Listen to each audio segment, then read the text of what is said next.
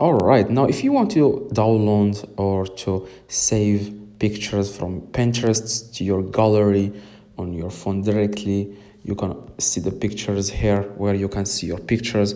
Now all you have to do, guys, you want to open your Pinterest first, and after that, guys, you want to click on your profile picture at the very bottom right.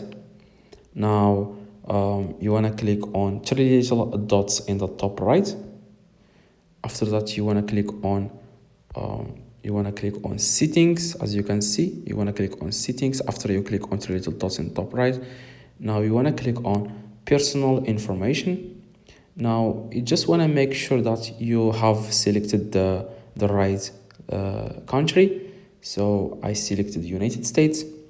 So after you select here the country, your country, you want to go back and you want to select any picture that you want to save to your gallery. It could be, for example, let's say this picture, or let's select another picture. For example, I would like to select I really like this hairstyle. So let's say that you want to save this picture to your gallery.